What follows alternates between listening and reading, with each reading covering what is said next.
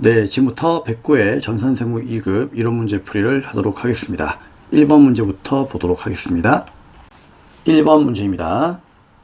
다음 중 금융부채에 대한 설명으로 틀린 것은 무엇이냐? 자, 금융부채, 말 그대로 우리가 갚아야 되는 건데, 이 금융부채는 여러 가지가 있죠. 뭐 매입 채무도 있고, 뭐 미지급금도 있고, 뭐 사채도 있고, 여러 가지가 있는데, 여러분들은 일단 이 금융부채에 대한 내용을 이해하려면은요, 가장 중요한 것은 사채에 대한 정리가 되어 있어야 돼요. 그래서 기본 강의에서 사채를 이해하지 못하신 분들은 솔직히 이 문제가 크게 와닿지는 않을 겁니다. 그러니까 그만큼 어려운 문제다 그 얘기예요. 시험장에서 이런 문제가 나왔다. 이건 생각하다가는 여러분들이 시간이 5분, 10분 이렇게 많이 소요될 수가 있습니다. 그렇기 때문에 이런 문제는 함부로 도전을 하시면 안 되고요. 이해가 안 된다면은 무조건 나중에 시간 남을 때 풀다가 안 되면은 찍고 그냥 넘어가야 되는 그런 문제입니다. 그만큼 어려운 문제예요. 좀 지엽적인 문제이니까. 자, 사채 공부하신 분들은 들어보시고 안 하신 분들은 사채부터 정리하시고 돌아와서 공부를 해보시는 것을 권장드리겠습니다. 자, 일단 문제를 풀어볼 건데요.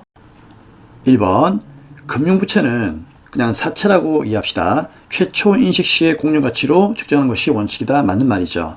자, 예를 들어서 사채라고 하는 것은 우리 회사가 돈이 필요하니까 대중들한테 뭐 연간 이자 얼마 주겠다. 만기는 3년인데 만기가 되면은 뭐 원금도 주겠다. 이렇게 약속을 하고 발행하는 종이죠. 그쵸? 즉, 유가증권이에요.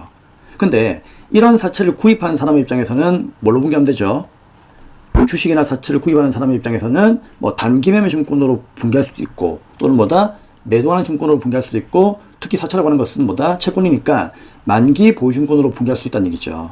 그렇죠? 근데 구입하는 사람의 입장에서는 갚아야 될 거예요? 자기 거예요? 자기 거니까 구입하는 단기 매매 증권, 매도하는 증권, 만기 보유 증권은 그냥 금융 자산이에요. 그렇죠? 근데 얘는 금융 부채를 이야기하는 거니까 얘는 구입하는 사람의 입장이 아니라 누구? 그렇죠. 사채를 발행하는 사람의 입장에서 이제 이해를 해야 되는 거예요. 그러면 사채를 발행하는 사람은 어떻게 분개하죠? 사채를 발행하면 나중에 만기 때 돈 갚아야 되는 거니까 대변의 부채 증가 사채 이렇게 분개하잖아요. 그렇죠? 근데 이거는 뭐예요? 액면가액이죠. 근데 장부에서는 뭐다? 액면가액이 아니라 공정가치로 측정을 하는 것이죠. 왜? 사채를 발행하는 그 당시에 이자율에 의해서 나한테 들어오는 돈은 액면가가 들어올 수도 있지만 액면가보다 높은 금액이나 낮은 금액이 들어올 수도 있다는 얘기죠. 그 이유는요, 그 당시의 시장 이자율 때문이죠. 그렇죠? 그 시장 이자율이 사채의 공정가치를 결정한다 그 얘기입니다. 그렇죠? 그래서 이 사채의 공정가치 금액이 많이 들어오게 되면은 할증 발행이니까 사채 할증 발행 차금 생기는 거고요. 낮게 들어오면은 사채 할인 발행 차금 생기는 거죠. 아무튼 들어오는 이 돈은 뭐다? 그렇죠. 공정가치로 인식을 한다 그 얘기예요. 간단하죠? 그래서 1번은 맞는 말이고요. 자, 2번. 양도한 금융부채 사채의 장부금액과라고 되어 있죠. 그러면 사채를 양도했다는 얘기는 무슨 말입니까? 발행을 했다는 얘기죠. 그럼 발행해가지고 우리 장부에 적혀있는 그 금융부채의 금액이 예를 들어서 100원이야. 근데 지급한 대가의 차익이란 무슨 말이에요? 지급을 했다는 얘기는 이 사채를 나중에 갚았다는 얘기죠. 그럼 갚았을 때의 그 차익은 뭘로 분개하느냐? 예를 들어서 내 장부에는 사채의 장부가액이 100원이에요. 근데 상환을 할 때는 만기에 상환할 수도 있지만 만기 그 이전에 상환할 수도 있는 거거든요. 그렇죠? 자, 중도에 상환할 때 기억나십니까? 사채 상환 손실, 사채 상환 이익이 발생할 수 있다 그런 얘기예요. 그럼 만약에 내가 만기에 만기가 아니고 죄송합니다. 자, 이 사채를 중도에 상환했을 때 자, 시장에 예를 들어서 뭐 이자가 좀 이렇게 변해가지고 내가 갚아야 되는 금액이 120원 나왔다. 그러면은 갚아야 될 거는 100원인데 120원을 갚았으니까 이때는 뭐다? 20원만큼 우리 회사 입장에서는 손실 본 거죠. 이런 게 바로 뭐다? 사채 상환 손실이에요. 그렇죠? 근데 만약에 시장의 금액이 내려가지고 90원이다. 나는 100원 갚아야 되는데 90원만 갚아도 되더라. 그럼 이건 뭐가 되는 거죠? 당연히 10원만큼 적게 줬으니까 내 입장에서는 돈을 적게 주는 거니까 이익이죠. 이게 바로 사채 상환 이익이에요. 그럼 이런 차익들을 사채 상환 이익이나 사채 상환 손실로 이렇게 인식을 하는데 얘가 기타 포괄 손익 누계액입니까? 아니죠. 뭐죠? 그냥 비용이에요, 비용. 왜? 이건 자본거래가 아니에요. 자본거래가 아니기 때문에 기타 포괄 손익 누계액으로 인식할 수 없습니다. 그쵸? 이거는 주식회사의 자본이 아니고 주식회사의 사채라니까요. 그렇기 때문에 주식이 아니에요. 그래서 자본과 관련된 거래가 아니기 때문에 기타 포괄 손익으로 인식할 수 없습니다. 틀린 것은 몇 번? 2번이 된다 그 얘기예요. 아시겠죠? 자, 금융부채는 후속 측정 시 상각 후 원가로 측정하는 것이 원칙이다. 여러분 왜 유효이자율법 기억나십니까? 그렇죠. 유효이자율법에 의해서 계속 어떻게 하죠? 매년마다 상각하잖아요. 그게 상각 후 원가로 측정하는 것이에요. 그리고 금융채무자와 재화 용역을 채권자에게 제공하여 금융부채를 소멸시킬 수 있다. 나중에 우리가 이런 부채를 갚을 때 돈으로 갚을 수도 있겠지만은 뭘로? 그렇죠. 물건으로 줄 수 있다 그런 얘기죠. 당연한 거 아닙니까? 그렇죠. 내가 뭐 돈을 줄 수 있지만은 예를 들어서 야 그냥 내 건물 가져가, 내 땅 가져가, 그럴 수 있단 말이에요. 아니면 그냥 몸으로 떼올게, 뭐 일을 해줄 수도 있는 거죠. 그래서 이렇게 재화나 용역으로 채권자에게 제공해서 금융부채를 상환할 수가 있다 그런 얘기예요. 아시겠죠? 그래서 2번이 틀린 것이 되겠다. 자, 어때요? 사채를 이해하신 분하고 이해하지 못하신 분하고는 확실히 차이가 있습니다. 지금 이 얘기가 이해가 안 되었다면 사채를 여러분들이 공부를 하셔야 됩니다. 자, 그러면 이제 2번 문제를 보도록 하겠습니다. 2번 문제입니다. 자, 잠시 화면을 좀 볼 건데요. 자, 이 문제는 결국 단기매매 증권과 매도하는 증권을 비교하는 문제인데 결국은 분계를 이해하셔야만 풀 수 있는 문제입니다. 그래서 급하게 가려고 하지 마시고요. 천천히 쌤 하는 설명을 잘 이해하시면서 이 분계들을 여러분의 분계로 만들어 주셔야 됩니다. 특히 기출문제를 열심히 공부하신 분들은 아시겠지만 어때요? 지금 기출문제 풀 때마다 계속 이 문제 나오고 있죠. 요즘에 가장 많이 출제가 되는 문제 중에서 하나의 문제가 바로 이 문제입니다. 빈출 문제라고 보시면 돼요. 이번 시험장에서 또 나온다라고 생각하시고 무조건 내 것으로 만들어 주셔야 됩니다. 자, 문제 보겠습니다. 아래의 자료는 시향성이 있는 유가증권에 관한 내용이고요. 이에 대한 설명으로 옳은 것이 무엇이냐. 자, 일단 이 세 가지를 분개부터 해볼게요. 자, 먼저 22년도 8월 5일 날에 A회사의 주식을 우리가 500주, 주당 4,000원에 매입을 하였답니다. 자, 그러면 취득 시의 분개니까 얘는 빨리 할 수 있겠죠. 자, 먼저 22년도에 단기 매매 증권과 매도하는 증권으로 나누어 가지고 분개를 해드릴게요. 자, 22년도 8월 5일 날 만약에 얘가 단기 매매 증권이었다면 어떻게 분개한다? 자, 500주에 4,000원이니까 5, 4, 20, 200만 원이죠. 그쵸? 그럼 차변에 단기 매매 증권 200만 원 들어옵니다. 자, 쌤이 참고로 좀 이게 칸이 작아가지고 그냥 200으로 쓸게요. 괜찮죠? 이게 200만 원이에요. 그리고 현금 주었겠죠? 그럼 대변은 뭐다? 현금 200 이렇게 분개하시면 돼요. 근데 이게 만약에 매도하는 증권이라면 어떻게 분개했을까? 똑같아요. 차변은 뭐다? 주식이 들어오죠? 대신에 이름은 뭘로? 얘는 매도하는 증권 200원, 대변에 현금 200원 이렇게 분개하시면 되는 겁니다. 자, 이렇게 매입 시의 분개는 어렵지 않기 때문에 이렇게 하시면 되고요. 자, 이제 두 번째. 이제 1년이 이제 지나가지고 12월 말일 날 결산이 되었다는 얘기죠. 결산 때 A회사의 주식 공유 가치는 주당 5,000원이다. 즉, 뭐 했다? 평가했다는 얘기죠. 우리 단기 매매 증권과 매도하는 증권은 결산만 되면은 공정가치로 평가해서 그 평가 이익이나 손실을 분개한다는 거 알고 있죠? 그러면 4,000원짜리가 5,000원 되었으니까 1,000원이 올랐고요. 그 1,000원이 500주라면은 얼마가 올랐다고요? 50만 원이 올랐다고요. 이거 기분 좋은 거잖아. 이익이죠? 그쵸? 그래서 이 이익을 분개하면 되는데 단기 매매 증권이라면 12월 말일 날에 어떻게 분개한다? 자, 일단 50만 원 올랐죠. 그러면 이게 그냥 50이라 쓰겠습니다. 그러면 차변은 뭐다? 자산의 증가, 단기 매매 증권 50만 원 이렇게 분개하시면 되고요. 얘를 대변에 뭘로? 그렇죠. 단기 매매 증권 평가이익으로 50을 분개하시면 되겠습니다.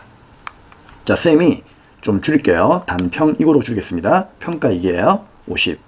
자, 그런데 얘는 빨간색으로 분개했죠. 그쵸? 자, 쌤이 왜 빨간색으로 분개했는가 하면은 얘는 수익입니다. 자, 쌤이 수익은 빨간색으로 분개할게요. 아시겠죠? 자, 수익과 비용만 빨간색으로 분개할게요. 자산부채 자본은 파란색이에요. 자, 아무튼 수익이 50 발생했죠. 대변에. 근데 이제 매도한 증권은 어떻게 분개할 거냐? 똑같이 12월 말 날에 차변에 뭐다? 매도한 증권이라고 하는 자산이 50만큼 증가했습니다. 그쵸? 그럼 얘도 대변에 뭘로? 당연히 매도한 증권 평가이익으로 50원 분개가 되겠죠. 근데 이상하지 않습니까? 얘는 수익으로 분개했는데 쌤, 얘는 왜 빨간색이 아니에요? 이거 수익이잖아요. 그분들은 전산회계 1급 다시 가셔야 됩니다. 자, 다시 갈 필요는 없고요. 다시 가셔서 보셔야 됩니다. 우리 매도환증권 평가이익과 평가손실은 수익과 비용이 아니죠. 주식회사 자본에서 배웠잖아요. 어디에 속한다? 그렇죠. 기타 포괄 손익 누계액이에요. 여러분, 매도환증권 평가이익과 손실은 기타 포괄 손익 누계액입니다. 매해파 기억나시죠? 자, 그래서 얘는 파란색으로 이렇게 분개한 이유가 자본의 증가이기 때문이에요. 얘는 수익의 발생이지만 얘는 뭐다? 자본의 증가예요. 그래서 기타 포괄 손익 누계액으로 인식하는 겁니다. 자, 그 차이가 있다는 걸 꼭 아셔야 돼요. 자, 그 차이가 어떤 이제 영향을 미치는지 드디어 다음 연도 23년도 4월 말일 날에 알 수가 있습니다. 자, 한 해가 바뀌었죠? 4월 말일 날에 A회사 주식 전부를 주당 6,000원에 처분했답니다. 즉 팔았다는 얘기죠. 자, 그러면 분개하겠습니다. 단기 매매 증권이었다면 어떻게 분개한다? 일단 6,000원에 팔았다는 얘기는 500주가 6,000원이면 5, 6에 30, 300만 원에 팔았다는 얘기잖아요. 그러면 차변에 현금은 300만 원만큼이 들어올 거 아니에요. 그쵸? 근데 단기 매매 증권은 이제 나가겠죠. 대변의 자산의 감소. 자, 이게 얼마일까? 200이 아니죠. 원래는 200이었는데 작년 결산하면서 50 올랐으니까 장부상의 단기 매매 증권은 250이 되는 거죠. 그쵸? 그럼 결국 250원짜리를 250만원짜리를 300만 원에 팔았으니까 50만 원이 이익이 되는 거죠. 얘를 대변의 수익 발생 단기 매매 증권 처분 이익으로 분개하시면 되는 겁니다. 그쵸? 자, 그래서 단기 매매 증권은 여기까지가 분개가 끝이에요. 그럼 우리는 여기서 이러한 사실을 알 수가 있습니다. 2022년도하고 2023년도에 수익이 각각 50만 원씩 발생했죠. 그쵸? 근데 22년도에는 뭐다? 평가이익이고 23년도에는 처분이익이죠. 물론 이름은 다르지만 단기 매매 증권을 투자함으로 인해 가지고 생긴 이익은 얼마이다? 50, 50 합쳐가지고 100이죠. 그러면 전체는 100이지만 이 100이 어떻게 되었다? 한 기간에 발생한 게 아니고 두 기간 나누어서 50과 50으로 발생되었다는 것을 여러분들이 체크를 하셔야 되는 겁니다. 자, 이게 왜 중요한가 하면은 매도하는 증권은 이렇게 나누어서 50으로 발생하는 게 아니고 합쳐서 한 방에 100이 발생하는 거예요. 자, 그 분개를 지금부터 보여드릴 건데, 자, 이제 오른쪽을 보도록 하겠습니다. 자, 그러면 23년도 4월 말일 날 매도한 증권은 어떻게 분개한다? 자, 일단 현금은 똑같이 300에 팔았으니까 300 들어오죠. 매도한 증권도 당연히 250이니까 250이 나갑니다. 자, 여기까지는 단기 매매 증권의 논리하고 거의 비슷하죠. 근데 얘는 단기 매매 증권 처분 이익과는 달리 매도한 증권 처분 이익은 얼마가 나온다? 얘는 50원이지만 얘는 뭐다? 100원 나온다는 얘기예요. 아니, 쌤 이상한데요? 여기 300이고 여기 250이면 50이 나와야 되잖아요. 아니요. 100이 나와요. 자, 왜 100이 나올까? 그렇죠. 매도 가능증권 평가이익이라고 하는 이 기타 포괄 손익 누계액은 뭐였죠? 잠재적인 수익 비용이에요. 무슨 말인가 하면은 매도하는 증권을 보유하는 기간 동안은 수익과 비용으로 보지 않아요. 그럼 어떻게 한다? 자본에 숨겨 놓으면서 넌 잠시만 좀 참아라. 나중에 언젠가는 넌 수익과 비용이 될 아이들이니까 지금은 일단 좀 여기에 숨어 있으라. 그 얘기예요. 그럼 숨어 있다가 나중에 뭐다? 이 매도하는 증권을 처분하면서 수익과 비용이 되는 거예요. 그래서 분개가 어떻게 되느냐? 자, 이렇게 되는 겁니다. 어떻게?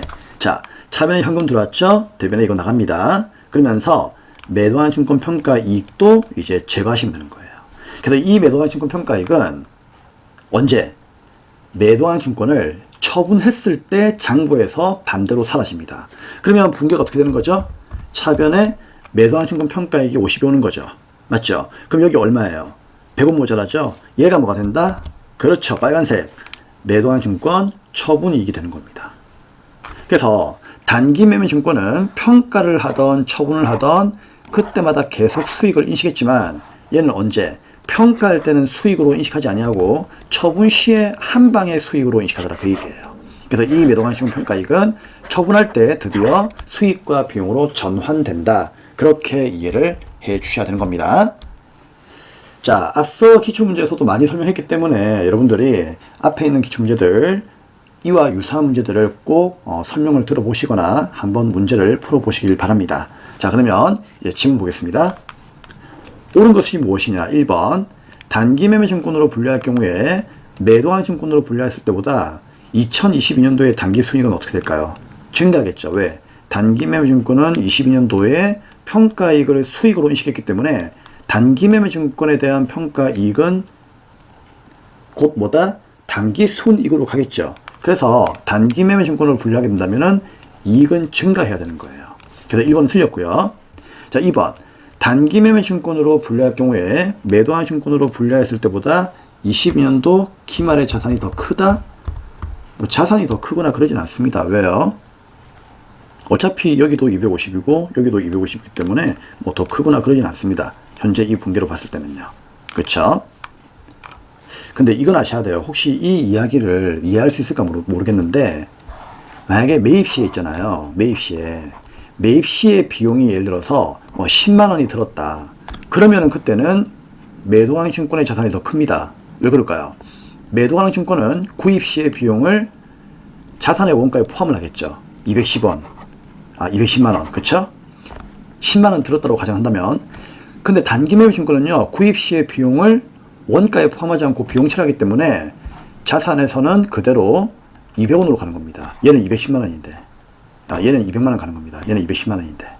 그렇게 되면은요. 나중에 평가 이익하고 처분 이익이 다 틀어집니다. 근데 그렇게 어렵게 낸 문제는 아니에요. 그래서 천만다행이죠.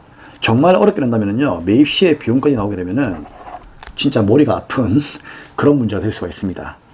그래서 그 문제는 생각하지 마시고요. 기본적인 이 내용만 이해를 하세요. 자, 설명을 길게 해서 미안하지만 어쩔 수가 없습니다. 요즘 떠오르는 문제이기 때문이에요. 자, 아무튼 자산은 같습니다. 더 크지 않아요. 자, 3번.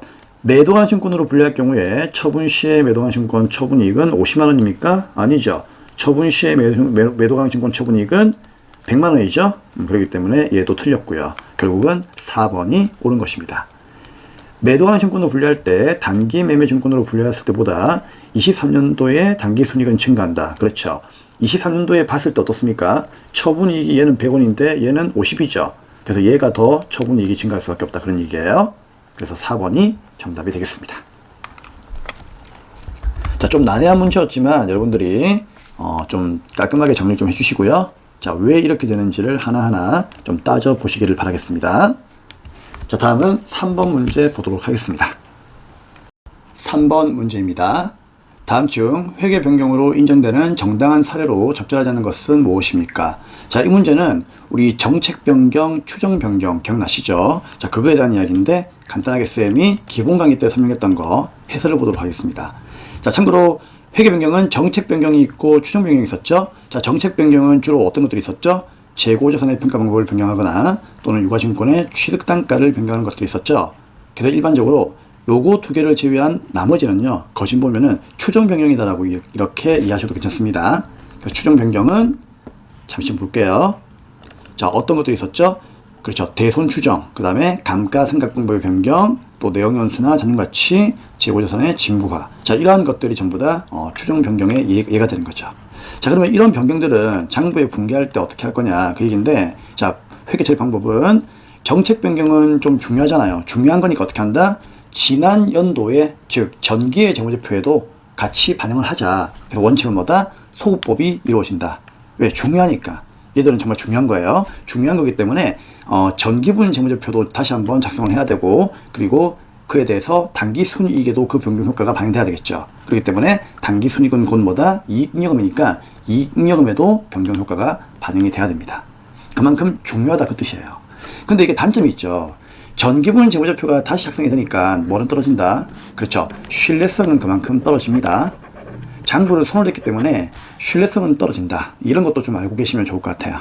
그렇죠. 하지만 전기와 단기를 비교할 수 있으니까 목적 적합성은 뭐 된다? 그렇죠. 향상된다 그 얘기예요. 목적 적합성이라는 얘기는 무슨 말이죠? 전기와 단기의 실적을 동등하게 비교할 수 있다 그런 얘기죠. 비교할 수 있으니까 그만큼 뭐다? 목적 적합성은 올라간다. 자, 예외적으로 중요하지 않다면 전진법을 사용할 수 있는 겁니다. 근데 추정 변경은요, 그렇죠. 아무런 말이 없으면 그냥 무조건 전진법이다. 왜? 추정 변경은 뭐 그렇게 중요한 게 아니다. 그래 보는 것 같아요. 그렇게 중요한 건 아니니까 전기의 장부는 건드리지 말고 그냥 올해부터 잘해라 그 얘기예요. 그래서 전기분 재무제표는 다시 작성하지 않습니다. 이 말은 장부를 손대지 않으니까 그만큼 보다 신뢰성은 올라가겠죠. 그렇죠? 여러분도 한번 생각해 보세요. 장부를 고쳐버린다. 그렇죠? 왠지 모르게 믿음이 떨어지잖아. 그렇죠? 근데 얘는 장부를 뜯어 고치지 않으니까 믿음이 이제 커지는 거죠. 믿음은 커지는데 전기까지 반영을 안 했으니까 전기랑 단기의 실적을 비교하기에는 좀 어때요? 조금 이제 좀 역부족이겠죠? 그렇기 때문에 뭐는 떨어진다? 목적 적합성은 떨어집니다. 그래서 한 번씩 이제 이런 내용도 좀 나오기 때문에 같이 한번 비교하시라고 쌤이 이걸 여러분께 보여드리는 거예요. 네, 조금 체크를 했으면 좋겠습니다. 자, 기본 강의 때 여러분들 왜 그 서머리 가지고 계시는 분들은요, 요거 좀 비교해서 하나 좀 적어 주었으면 좋겠어요. 자, 여기까지는 그냥 쌤이 간단하게 정리해 드린 거고요. 우리 문제가 물어보는 건 이제 이겁니다. 어떤 거? 네, 참고사항이죠. 네, 암기사항이죠. 그러면 위와 같은 회계 변경을 왜 하느냐 그 얘기예요. 그렇죠? 여러분, 회계 변경은 무조건 하시면 안 됩니다. 무조건 하시면 안 돼요. 이거는 회계 변경은요, 절대로 내 마음대로 해서는 안 돼요. 이거는 정당한 사유가 있어야 돼요. 그 사유에 대해서 물어보는 문제예요. 그렇죠? 그럼 어떤 사유가 있어야 되는 거냐? 당연히 첫째 기업 회계 기준이 바뀌어야 되겠죠. 당연한 거예요. 기준이 바뀌면 그 기준 따라야지. 그래서 이 기준의 변경이 가장 중요하다 그런 얘기입니다. 근데 여기서 오해하면 안 되는 게 세법의 변경이 아니에요. 쌤 기본 강의 때도 이거 얘기 드렸죠. 세법 변경은 절대 안 돼요, 여러분. 세법 변경은 회계가 아니에요. 회계 기준이 아니에요. 그렇기 때문에 세법이 바뀐다고 회계 기준이 바뀔 수는 없는 겁니다. 상당히 위험한 거죠. 별표. 그래서 세법 변경하고는 아무런 관련이 없다. 두 번째, A라고 하는 회사와 B라고 하는 회사가 서로 합병했다. 그럼 합병하면은 같은 기준을 따라가야 되겠죠. 그러니까 기준이 하나가 돼야 되겠죠. 그럴 때는 당연히 변경이 이루어질 수가 있다. 그리고 나하고 비슷한 산업에서 채택한 그런 기준들이 좀 합리적이다. 그럼 나도 그 기준을 따라가야 되는 거죠. 이렇게 세 가지를 꼭 기억을 해야 됩니다. 지금 문제가 물어보는 건 얘입니다. 자, 바로 풀면 되겠죠. 자, 그리고 이제 이왕 하는 김에 기타 암기 사항들을 좀 더 볼 건데요. 첫 번째, 회계 정책과 추정 변경. 자, 위에서 두 가지가 있었죠. 이게 변경이 구분하기가 불가능할 수 있다는 그런 얘기죠. 좀 애매모호한 거야. 이게 정책 변경인지 뭐 추정 변경인지 너무 애매모호해. 그럼 어떻게 한다고요? 예, 추정 변경으로 보라는 얘기예요. 아시겠죠? 자, 그리고 정책 변경과 추정 변경이 동시에 일어나는 경우도 있다. 그럼 이때는 무엇을 먼저 바꿀 거냐? 순서가 있습니다. 정책 변경이 선생님이 중요하다고 했죠. 맞잖아요. 중요하니까 전기의 재무제표도 그대로 반영시킨다고 했죠. 즉 소급법 따라간다고 했죠. 그래서 정책 변경이 퍼스트, 그 다음에 추정 변경이 세컨드입니다. 무슨 말이다? 정책을 먼저 변경하고 그 다음에 추정 변경은 나중에 변경을 하시면 되는 거예요. 자, 이렇게 정리해드린 이유는 여러분들이 혹시나 또 잊어버렸을까봐 기출문제 풀이를 통해서 간단하게 한 번 더 복습을 해본 겁니다. 자, 3번.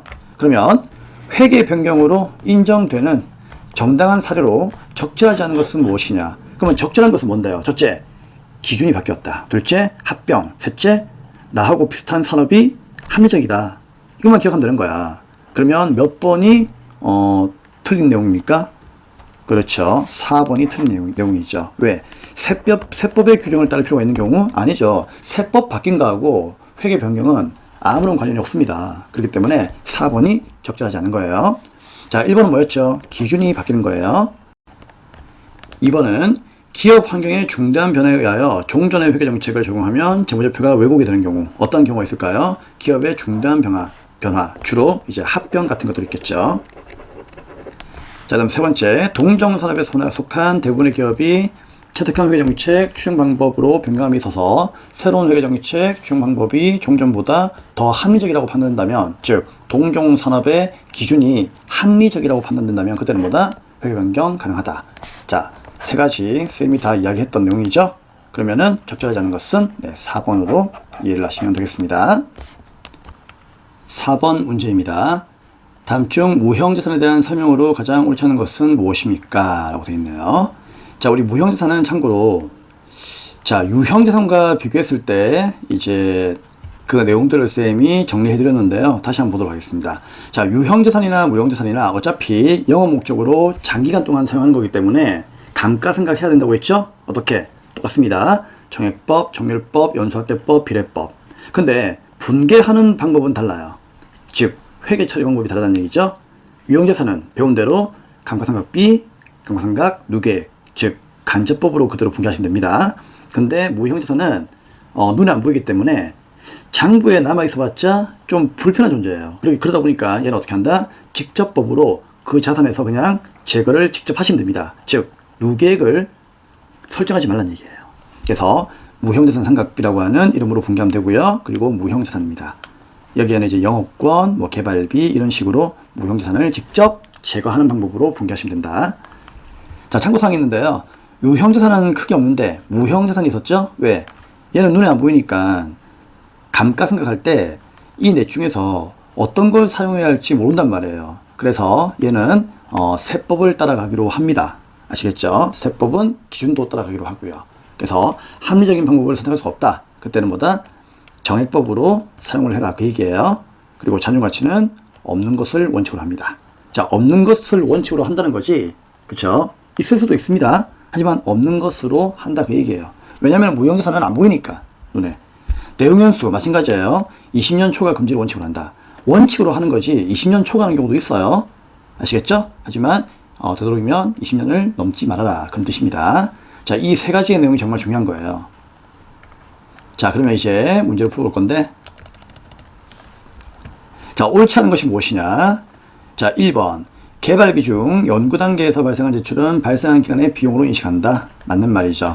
자, 우리 개발비 기억나십니까? 자, 이것도 중요한데 개발비는 우리가 크게 두 가지 R&D로 구분한다고 했죠. R, 리서치, 연구 단계고요. D는 디벨롭, 개발 단계예요. 그럼 이 두 단계에서 비용을 쓸 수가 있는데 연구 단계에서 쓴 비용은 자산으로 처리하지 않고 비용으로 처리하죠. 하지만 개발 단계에서 지출한 비용은 비용 처리하지 않고 얘를 자산으로 처리하는 건데 여기에서 말하는 이 무형자산은 개발비 중에서도 누굴 얘기한다? 개발 단계에서 발생한 자산을 의미하는 겁니다. 연구 단계에서 발생한 이 비용은 그냥 비용 처리하는 것이지 얘는 무형자산이 아니에요. 그래서 연구 단계에서 발생했다면 비용으로 인식을 하자. 자, 두 번째, 합리적인 방법을 정할 수가 없다면은 무슨 법? 정률법이 아니죠. 정액법으로 생각한다. 옳지 않은 것은 2번. 간단하게 답은 나왔습니다. 3번, 일반 기업 회계 기준에서는 무형자산의 재무제표 표시 방법으로 직접법과 간접법을 모두 허용하고 있다. 예, 허용하고 있습니다. 하지만 우리나라에서는 직접법을 권장하기 때문에 직접법으로 분개를 하고 있다. 그 얘기예요. 아시겠죠? 그래서 3번은 오해할 수가 있는데 유형자산도 마찬가지예요. 유형뿐만이 아니라 무형도 둘 다 직접법, 간접법 둘 다 있어요. 그렇죠? 있는데 허용하고 있다, 권장하고 있다는 얘기죠. 유형은 직접으로, 죄송합니다. 유형은 간접으로, 무형은 직접으로 이렇게 권장하고 있다는 거죠. 권장. 아시겠죠? 자, 네 번째, 무형자산의 내용연수는 법적 내용연수와 경제적 내용연수 중 짧은 것으로 한다. 네, 이거는 이제 기준서에 나와 있는 내용인데 왜 짧은 것으로 하느냐 하면은요, 그냥 쉽게 이해합시다. 무형자산은 눈에 안 보이잖아요. 그렇죠? 그래서 눈에 안 보이기 때문에 나중에는 뭐다? 이런 거 뭐 법적 효력이 떨어지면은 팔려고 해도 팔 수가 없어요. 그렇죠? 그렇기 때문에 무형자산은 그냥 어떻게 한다? 되도록이면 빨리 장부에서 제거하는 것이 낫겠다. 그런 이제 입장에서 바라본 내용입니다. 짧은 것으로 한다. 자, 옳지 않은 것은 2번으로 선택을 하시면 되겠습니다. 5번 문제입니다. 다음 중 자본에 대한 설명으로 틀린 것은 무엇입니까? 자, 1번. 자본은 기업의 자산에서 모든 부채를 착금한 후에 잔여 지분을 나타낸다. 맞는 말이고요. 2번. 주식 발행 금액이 액면보다 크답니다. 그러니까 액면이 예를 들어서 100원이면 발행한 금액은 얼마이다? 크다는 얘기니까 뭐 100, 한 20원, 30원 되겠죠. 그쵸? 그러면 액면값보다 돈 많이 들어왔으니까 우리 회사 입장에서는 주식 발행 초과금이라고 하는 이익이 생기겠죠. 그쵸? 근데 얘는 자본 거래에서 생긴 이익이기 때문에 무슨 잉여금? 자본 잉여금으로 회계 처리해야 되겠죠. 근데 이익 잉여금으로 처리한다고 되어 있으니까 틀린 거죠. 자본 거래에서 발생한 이익은 자본 잉여금으로 처리를 해야 됩니다. 옳지 않은 것은 2번이 정답입니다. 3번. 납입된 자본의 기업 활동을 통해서 획득하여 기업의 활동을 위해서 유보된 금액을 가산하여 계산한다. 뭐 예를 들어서 어떤 걸 얘기하는 거죠? 납입된 자본이라는 얘기는 자본금이죠. 근데 기업 활동이라는 얘기는 무슨 말입니까? 그렇죠. 우리가 흔히 말하는 영업활동, 장사죠, 장사. 그럼 장사해가지고 획득한 그 기업의 유보된 금액은 무엇을 의미하는 거예요? 한마디로 단기순이익을 의미하는 겁니다. 근데 이런 단기순이익이 뭐죠? 이익 잉여금이라고 하는 그런 잉여금의 형태로, 그렇죠, 자본에 들어가 있는 거죠. 그래서 자본에 가산하여 그렇게 계산을 하신다는 거고요. 그 다음에 납입된 자본의 소유자에 대한 배당으로 인한 주주의 지분 감소액을 차감하여 계산한다. 즉 자본 조정 같은 건 빼야 되겠죠? 맞잖아요. 납입된 자본이 있지만은 혹시나 배당으로 인해 가지고 잉여금이 줄어들었다. 이런 건 당연히 감소를 시켜야 되겠죠. 또 자본 조정이 있으면은요, 그런 것도 전부 다 빼야 되겠죠. 자, 그래서 주주 지분 감소액은 당연히 차감을 해야 된다. 자, 그래서 틀린 것은 2번이 되겠습니다. 자, 해설해 보시면 자본의 종류가 있는데 이런 건 여러분들 기본 교재나 또 강의 서머리에 다 들어있는 거기 때문에 한번 보시라고 제가 이렇게 적어 드린 건데 참고만 하십시오. 네, 6번 원가 회계 문제입니다. 자, 하나의 제조 간접원가 배부 차이가 25만원만큼 과대 배부인 경우, 자, 배부 차이가 과대 배부예요. 실제 간접원가의 발생액은 얼마인가 라고 되어 있습니다. 단 제조 간접원가 배부율은 시간당 얼마? 3,000원이며 작업시간은 하루에 5시간을 하는데 총 100일 동안 작업을 하였답니다. 그러면 전체 작업시간이 몇 시간이죠? 하루 5시간, 총 100일이니까 500시간 되겠죠. 그래서 500시간으로 여러분들이 이렇게 체크를 하셔야 됩니다. 그러면 이 문제를 보게 되면은 이게 어떤 문제예요? 자, 과대 배부 나와 있고 예정 배부율 나와 있다. 보는 순간 이 문제는 정상 원가 계산이구나 라는 그런 느낌이 와야 되겠죠. 그리고 보자마자 여러분들은 예정 배부, 실제 배부, 배부 차이를 반드시 세팅을 하셔야 됩니다. 근데 문제는 실제 제조간접원가 발생액이 얼마냐를 묻고 있으니까 결국은 실제 배부액이 얼마냐 이걸 물어보는 문제이죠. 그럼 얘를 알기 위해서는 예정 배부액과 배부 차이를 알면 되는데 배부 차이는 이미 과대 배부 차이가 25만원 나왔다라고 알려주고 있으니까 여기다가 과대 25만원 이렇게 적어주시면 되고요. 그리고 예정 배부액을 구하시면 되는 겁니다. 근데 예정 배부액은 공식이 예정 배부율 곱하기 실제 기준이니까 배부율은 시간당 3,000원 이렇게 나와 있잖아요. 그쵸? 그럼 3,000원 이렇게 적으시면 되고, 자, 실제 기준은 말 그대로 기준이 뭐냐? 시간당으로 계산하는 거니까, 그쵸? 또 얘가 작업 시간으로 계산하는 거니까 작업 시간이 이제 기준이 되는 거죠. 그러면 전체 500시간만큼을 일을 했으니까 실제 일한 시간이 500시간이다. 이렇게 이해하시면 되는 겁니다. 자, 아무런 말이 없으면 얘는 뭐다? 실제 일한 시간이다. 이렇게 이해를 하시면 되는 거예요. 그러면은 500시간 곱하기 1시간당 3,000원이니까 5, 35 얼마? 150만원이 나왔다는 것을 알 수가 있겠죠. 이게 예정 배부액이다 그 얘기예요. 그쵸? 그럼 우리는 예정으로 배부한 게 150만원인데 이걸 어떻게 했다? 실제와 비교해 보니까 25만원만큼이 과대하게 배부가 되었다 그 얘기예요. 그럼 도대체 실제는 얼마였을까? 25만원이 과대하게 배부가 되었잖아요. 언제? 예정 때. 그쵸? 그래서 예정이 많이 배부되면은 과대라고 했죠. 예정이 작아지면은 과소가 되는 거고요. 근데 예정이 많으니까 실제 배부는 25를 뺀 125만원임을 알 수가 있는 거죠. 정답은 2번이 되겠습니다. 자, 예정 배부율이 나와 있기 때문에 예정 배부율까지 구하는 공식은 필요가 없지만, 자, 이런 식으로 여러분들이 문제를 푼다는 것을 꼭 기억을 해야 되겠죠. 자, 다음은 7번 문제 보도록 하겠습니다. 다음은 7번 문제입니다. 연우가 2023년도 사용한 원재료는 50만원입니다. 자, 여러분, 사용한 원재료, 이 말이 정말 중요한 얘기인데 사용한 원재료는 무엇을 의미한다?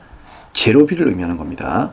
그래서 우리가 이 재료비는 말 그대로 원재료 사용액이에요. 그쵸? 그래서 얘는 원재료 사용액이다. 자, 이렇게도 표현을 하고요. 또 다른 말로는 원재료가 이제 소비되었다. 그러니까 소비액이다. 이렇게도 이야기하고, 또는 뭐다? 발생액이다. 이렇게도 이야기를 해요. 그래서 이게 참 어찌 보면 좀 말장난인데, 원재료 사용액, 원재료 소비액, 원재료 재료비 발생액, 이런 말들은 전부 다 같은 말이에요. 아시겠죠? 즉 재료비를 의미하는 겁니다. 자, 아무튼 이 재료비가 얼마라고요? 50만원이다 그 얘기예요.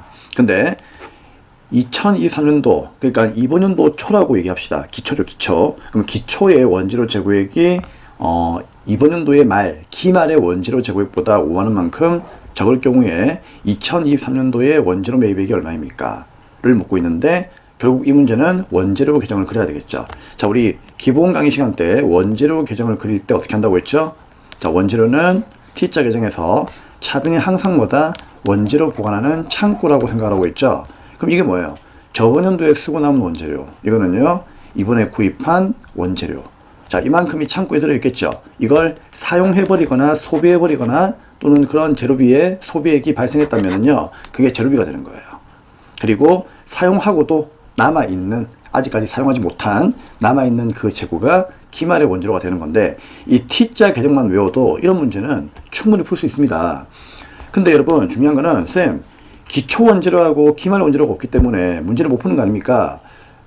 그러면 안 되죠. 이건 전산학의 1급 때에도 상당히 많이 나왔던 문제이고, 이 문제는 출제위원들이 가장 좋아하는 그런 베스트 문제, 거의 10손가락 안에 꼽히는 그런 문제예요. 그렇기 때문에 이 문제는 빈출이기 때문에 여러분들이 그동안 공부하시면서 계속 봤을 거예요.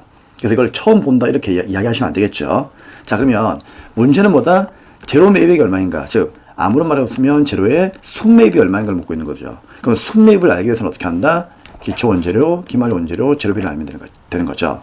근데 재료비는 50만 원이라고 이미 첫 줄에 나와 있어요.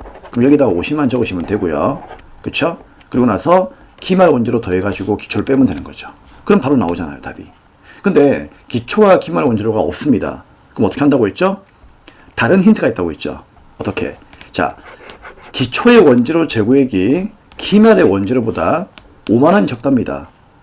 그러면 기초가 기말보다 적다는 얘기는 기말이 많다는 얘기잖아요. 그럼 기말이 5만 원만큼이 많다는 얘기예요. 그럼 기초는요, 그냥 0이다 이래 놓으시면 돼요.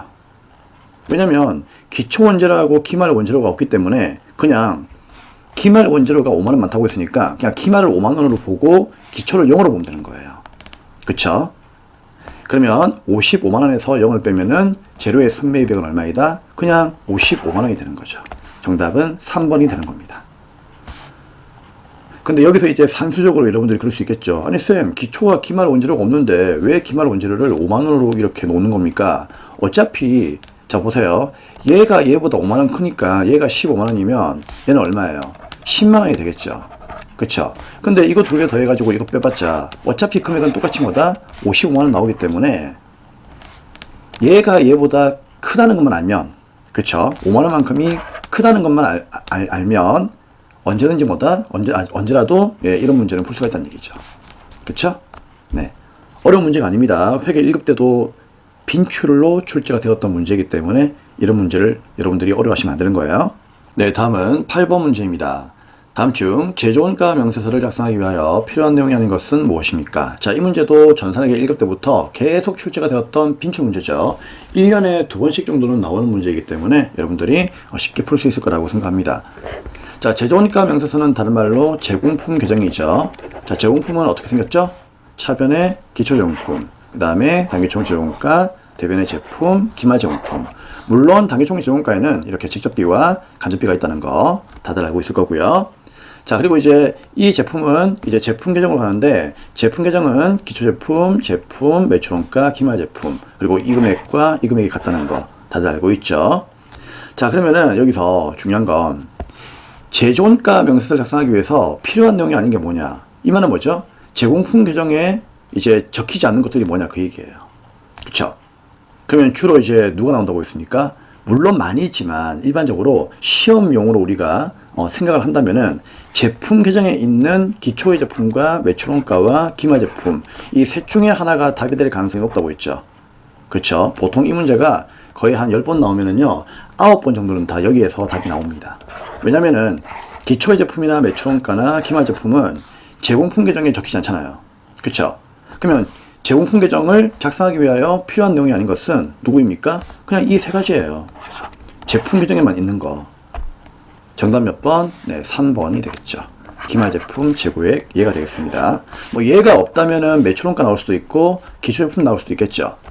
그럼 여기에 직접 노무비, 직접 그 다음에 재료비 구입액, 직접 재료 사용액, 이게 직접 재료비죠. 그럼 직접 노비, 직접 재료비는 어디에 있습니까? 단기총 재료원가 여기에 있는 것이고, 그리고 얘를 작성할 때 우리가 전산에서 많이 봤죠. 그 안에는 뭐다? 기초 원재료 플러스 방금 7번에서 보았던 이 문제. 기초 원재료, 순매입액, 재료, 그 다음에 기말 원재료. 자, 이러한 내용들도 제조원가 명세서에 나와 있습니다라고 쌤이 전산을 통해서 여러분께 알려드렸죠. 그렇기 때문에 자, 이런 것도 알고 있어야 되는 겁니다. 자, 그러면 정답은 3번이 되겠습니다. 그래서 항상 이렇게 제조원가 명세서라고 하는 것은 제공품 계정을 문서로 만든 거다 라고 이해하시면 되고요. 잘 모르시겠으면 그냥 그 실무 프로그램에 전기분 원가 명세서를 한번 클릭해 보세요. 그 안에 나와 있는 내용들이죠. 근데 이걸 좀 더 쉽게 풀려면은요, 어떻게 해야 된다? 제품 계정에 있는 이 세 가지가 주로 정답으로 많이 나올 수가 있으니까 이 세 가지를 꼭 기억했다가 얘들이 필요한 내용이 아니구나 이렇게 찍어주시면 되는 겁니다. 참고로 제품은 아니죠. 제품은 어차피 여기에서 날라오는 거기 때문에, 그쵸? 요 금액은 당연히 제조원가 명세서에 필요한 내용입니다. 자, 이 세 가지가 많이 나온다는 거 꼭 기억을 하셔야 되겠습니다. 이제 9번 문제 보도록 하겠습니다. 9번 문제입니다. 푸른 솔은 보조부문의 원가 배분 방법으로 직접 배분법을 사용합니다. 자, 보조부문 A와 B의 원가가 각각 150과 160으로 집계되었을 경우에 아래 자료를 바탕으로 제조부문 X에 배분될 보조부문 원가는 얼마입니까? 자, 문제가 어떤 문제이죠? 부문별 원가 계산 문제이고요. 당연히 이 문제도 쉬운 문제입니다. 당연히 우리가 전산학의 1급 때 배웠던 문제이죠. 근데 우리가 부문별 원가 계산은 보조부문별을 배분할 때 직접 배분법, 상호 배분법, 단계 배분법 이용하는 거 알고 있죠? 그 중에서 직접 배분법을 이용한답니다. 그럼 쉬운 거지. 자, 보세요. 보조에 A와 B가 있죠? 근데 A에는 얼마? 150, B에는 160이에요. 나와 있죠? 이렇게. 자, 있는데 얘들이 어떻게 한다? 제조를 도와주는 거죠. 근데 도와줄 때 보조부문 A와 B끼리 도와주는 용역관계를 무시하겠대요. 왜? 직접 배분법이니까. 그럼 어떻게 하면 돼요? 그냥 X와 Y에만 도와주면 되는 거죠. 그쵸? 그럼 이때는 뭐다? 순서 관계없이 그냥 뭐 A를 먼저 계산하던 B를 계산하던 상관없습니다. 그러면 A부터 한번 계산해 볼 건데, 자, A가 얼마라고요? 150이에요, 150. 그러면 이 150을 X와 Y에만 직접 배분하겠다는 얘기죠. 그러니까 B한테 도와주는 거는 무시하라는 얘기예요. 마찬가지. 그럼 B도 뭐다? 이 160을 X와 Y에만 도와주는 거니까 A한테 도와준 200시간은 무시하라는 얘기예요.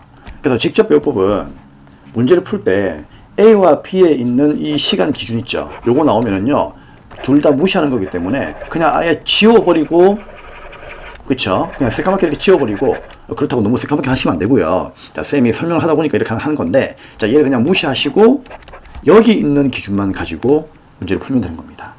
그러면 X는, 죄송합니다. A는 150만 원을 곱하기 어떻게 한다? X와 Y에다가 이제 배분해야 되겠죠? 그럼 X에는 몇 시간? 자, A를 따라가 보세요. 쭉 가니까는 500시간, Y에는 300시간. 그럼 이 기준 가지고 배분하시면 되는 거예요. 합계는 무시하세요. 이건 필요 없습니다. 자, 그러면 500과 300시간이니까 X에 500, Y에 300을 분자해 놓고 이 두 개의 합인 얼마? 800을 분모에 넣어야 되겠죠. 850이 아니에요. 800이에요. 자, 그래서 800분의 500, 800분의 300을 계산기로 두드리시면은 X에는 937500, Y에는 562500이 나온다는 것을 알 수가 있습니다. 물론 동그라미 두 개 날리면 되겠죠. 그쵸? 8분의 5, 8분의 3 이렇게 보시면 되는 거예요. 자, 마찬가지 B도 160을 X와 Y에 도와줘야 되는데, 자, B는 160을 어떻게 한다? X에 300시간, Y에 500시간. 둘이 합치니까 800이죠. 그쵸? 그러면 X에는 300이니까 800분의 300, Y에는 500이니까 800분의 500. 그래서 160 곱하기 X 8분의 3, Y 8분의 5 하니까 60에 100이 나오더란 얘기예요. 이해할 수 있겠죠? 근데 이 자료를 바탕으로 제조부문 X에 배분된 보조부문 원가는 얼마인가를 물어봤으니까, 그쵸? A가 X에 배부한 937500과, 그죠? B가 X에 배부한 60만 원을 더하시면 그게 답이에요. 맞잖아요. 보조부문이 X에 배분한 금액이 얼마인가를 묻고 있으니까 결국은 보조부문 A와 B가 X한테 도와준 이 두 개의 금액을 더하시면 되는 거죠. 그래서 937500, 그 다음에 60만 원을 더하게 되니까는 얼마가 나오는 겁니까? 그렇죠. 1537500 정답은 4번이 되는 겁니다. 간단하죠? 자, 10번 문제 보겠습니다. 10번 문제입니다. 다음 중 종합원가 계산에 대한 설명으로 틀린 것은 무엇입니까? 자, 이 문제를 보게 되면은요, 여러분들이 종합원가 계산 시간 때 쌤이 적어드렸던 기본적인 암기사항 세 가지가 있다고 했죠. 자, 그 세 가지를 좀 외우시면은 충분히 풀 수 있는 문제인데, 자, 기억나시죠? 우리 완성품 환산량 계산할 때 선입 선출법하고 평균법이 많이 쓰인다고 했죠. 그쵸? 하지만 이제 후입 선출법도 있기는 있지만은 이론적으로는 존재하지만은 기업 회계 기준에서 후입 선출법은 인정하지 않는다고 했죠. 그래서 일반적으로 평균과 선입을 쓰는 건데, 그럼 둘 중에 누가 더 정확하냐 그 얘기인데, 선입이 누구보다 평균보다 정확도가 높다고 했죠. 그래서 좀 더 유용한 정보를 제공할 수밖에 없습니다. 맞습니까? 자, 그런데 문제는 뭐가 있죠? 정확도가 높을수록 우리 원가 회계는요, 항상 보다 시간과 비용이 많이 소요된다는 거, 이게 중요한 거예요. 그쵸? 그렇기 때문에 회사 입장에서는 좀 부담스러울 수밖에 없다. 자, 그리고 모든 조건이 동일해요.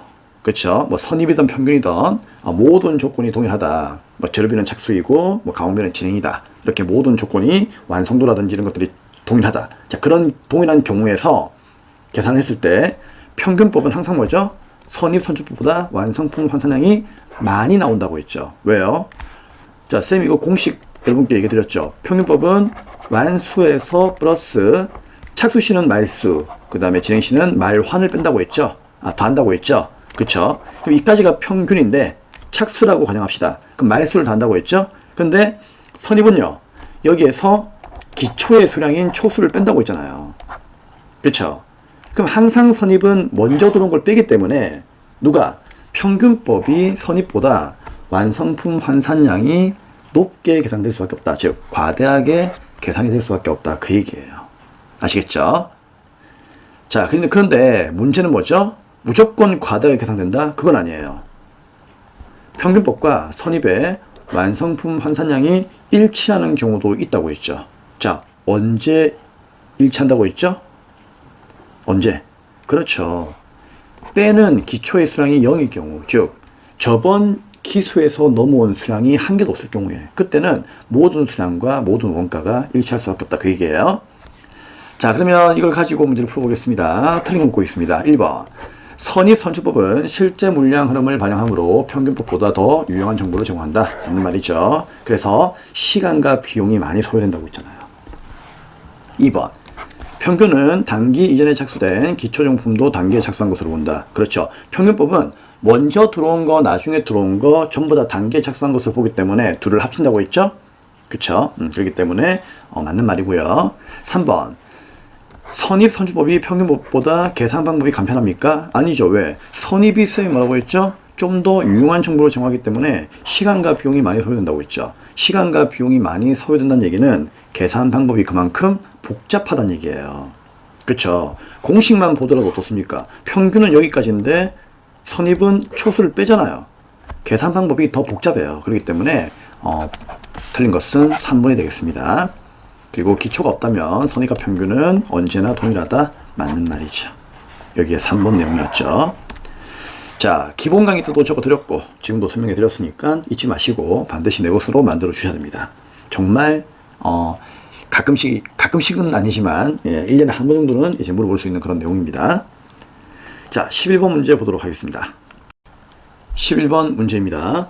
자, 11번 문제부터는요, 세무회계 이론 문제가 나오는데 늘 쌤이 여러분께 얘기 드리지만 부가가치세 이론에 집중을 하시고요. 소득세는 범위가 넓기 때문에 알고 있는 내용들, 이해할 수 있는 내용들만 가져가시고 나머지는 찍는 방법으로 접근하셔야 됩니다.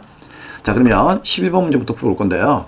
다음 중 부가가치세법상 용역의 공급시기에 대한 설명으로 틀린 것은 무엇이냐를 묻고 있습니다.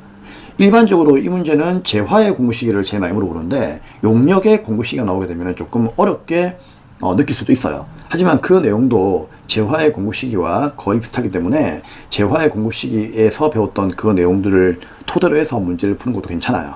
그래도 어려우면 그냥 찍으시고요. 자, 하지만 배웠던 내용이기 때문에 그대로 한번 설명을 해드리도록 하겠습니다. 자, 1번. 임대보증금의 간주임대료는 예정신고기간 또는 과세기간의 종료일. 과세기간의 종료일이라는 얘기는 다른 말로 뭐죠? 확정 신고 기간의 종료일이에요. 확정 신고. 확정 신고를 갖다가 다른 말로 과세 기간의 종료라고 하는 겁니다.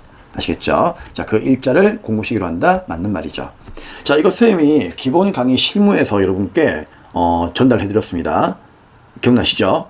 부동산 임대 공급가액 명세서를 작성하고 부가세 신고서에 반영을 했죠. 그리고 그 부가세에 대한 내용을 분개할 때는 어떻게 한다고 했죠? 간주 임대료에 대한 부가세는 좀 애매모호하잖아. 날짜가 언제인지 모르잖아. 그렇죠? 그렇죠? 그렇기 때문에 쌤이 애매모호하다면 언제 날짜로 분개라? 그렇죠. 예정이나 확정 신고 기간에 종료 일자로 분개하라고 있잖아요. 그게 공급 시기였어요. 그러니까 1기 예정이면 1월부터 3월까지니까 3월 31일이 그렇죠. 공급 시기가 되는 거고 1기 확정이면은요. 언제예요? 4, 5, 6이니까 6월 말일자가 공급 시기가 되는 거예요. 그래서 1번은 맞는 말이고요. 다음 2번. 폐업 전에 공급한 용역의 공급 시기가 폐업일 이후에 도래하는 경우에 폐업일을 공급 시기로 한다. 자, 이것도 맞는 말인데 우리 간주 공급 기억나시죠? 자, 간주 공급에서 사자 개폐, 사업상 증여, 자가 공급, 개인적 공급, 폐업 시 선정자가 있는데 자, 폐업 시 찬존재화 이때는 언제라고요? 폐업일이 공급 시기가 된다라고 했죠? 그쵸? 근데 재화나 용역을 폐업일 이전에 우리가 어떤 이제 그 계약을 맺었다는 얘기죠. 근데 이 재화나 용역을 폐업한 날 그 이후에 우리가 제공하기로 했다. 그렇게 되더라도 폐업한 날이 우선이라고 했죠. 그쵸? 그래서 폐업한 날 이후는 사업을 하고 있는 날이 아니기 때문에 절대로 뭐다? 공급 시기가 될 수가 없다고 했죠. 그래서 폐업일 이후에 도래하는 경우에는 그냥 뭐다? 폐업 일자를 그렇죠. 공급 시기로 하는 겁니다. 맞는 말이에요. 그래서 얘도 재화와 거의 비슷하게 가는 거니까 재화의 간주 공급을 이해하시면은 충분히 이해할 수가 있을 겁니다. 자, 3번. 자, 3번도 재화랑 똑같아요. 여러분, 우리 그 재화의 공급 시기에서 장중완계 기억나시죠? 장중완계. 자, 장이 뭐예요? 장기할부, 중간 지급조건부, 완성도 지급조건부, 계속적 공급. 얘는 재화이던 용역이던 똑같다고 했죠. 언제이다? 공급 시기는 그렇죠. 대가의 각 부분을 받기로 한 때라고 했죠. 그래서 3번에 장기 할부 용역의 공급이나 재화의 공급이나 둘 다 뭐다? 대가의 각 부분을 받기로 한 때를 공급 시기로 하는 겁니다.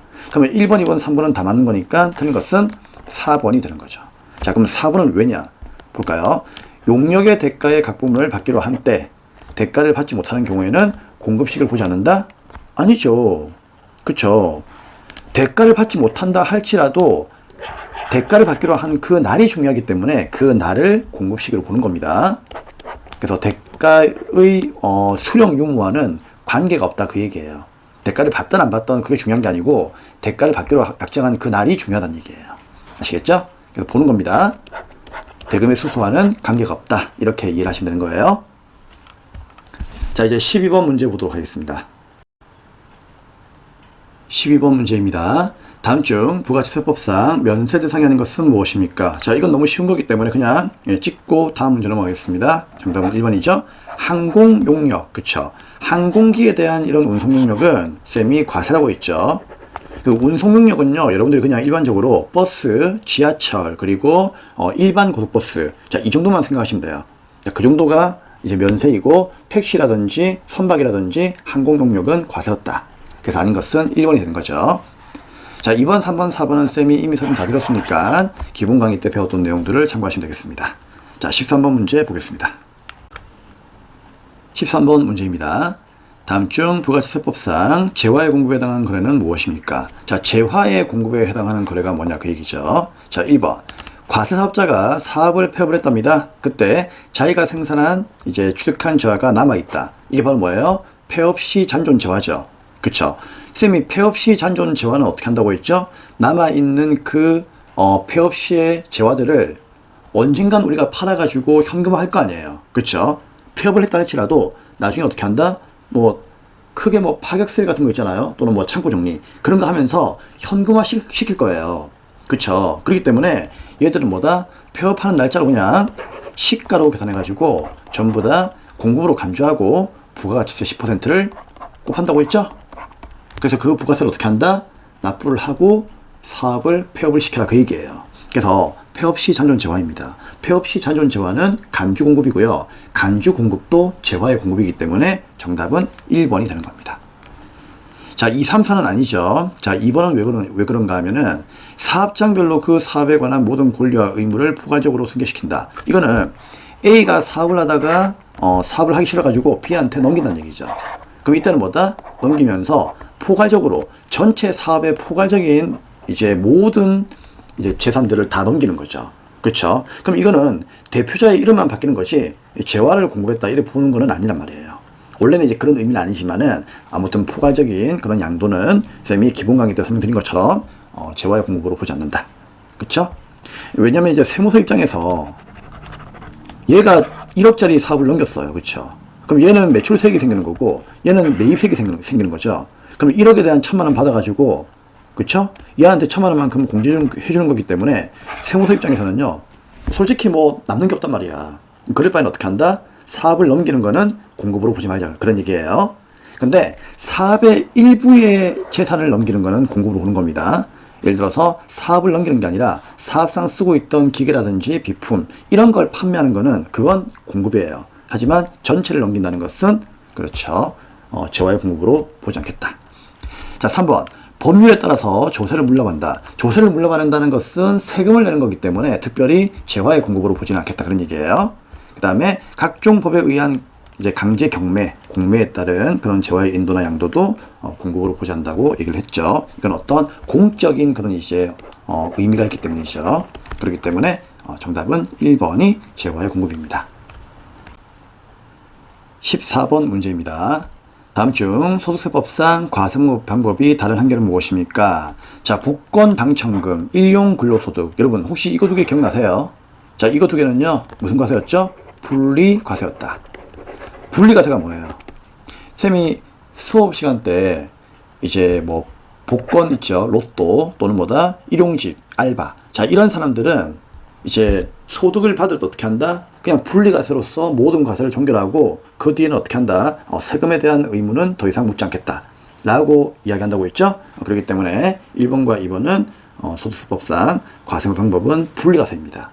그러면 1번, 2번은 두 개 똑같은 거니까 다른 한계에 속하진 않겠죠.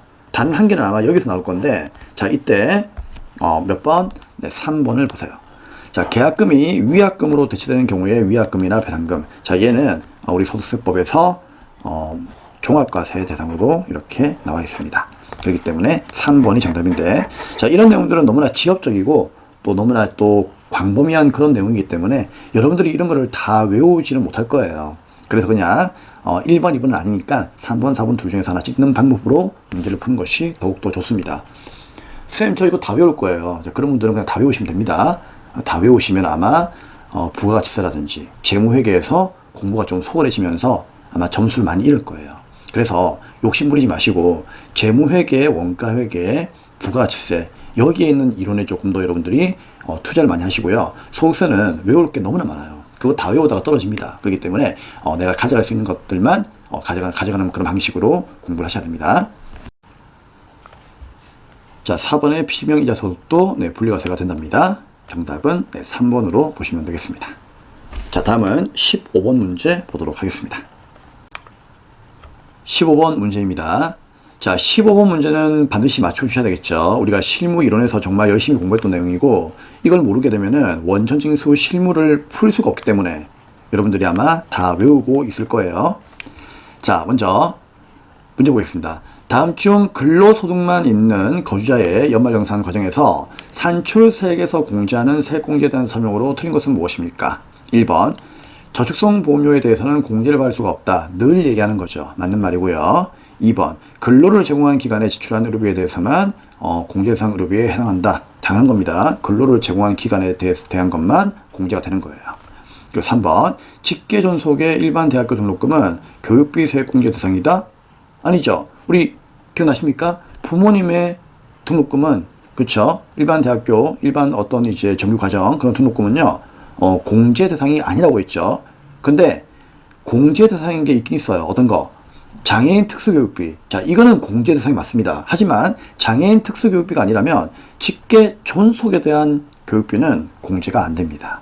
정답은 3번이 틀린 거죠. 자, 쉬운 문제입니다. 자, 그 다음에 의료비 세액공제는 지출 의료비가 총 급여액의 몇 퍼센트? 3%를 초과하는 경우에만 적용할 수가 있습니다. 자, 이론 강의에서 여러분께 이야기를 했습니다. 그래서 이런 문제는 반드시 여러분들이 맞춰 주셔야 될 문제입니다. 그렇죠? 14번은 틀리더라도 15번은 틀리는 걸 허용할 수가 없습니다. 그렇죠? 이걸 모르면은 실무도 안 되는 거니까. 그렇죠? 자, 이렇게 해서 15번까지 전산세무 2급 이론 문제 풀이는 마무리를 하도록 하겠습니다. 네, 고생 많으셨고요. 다음 회차 110회차 기출문제에서 뵙도록 하겠습니다. 감사합니다.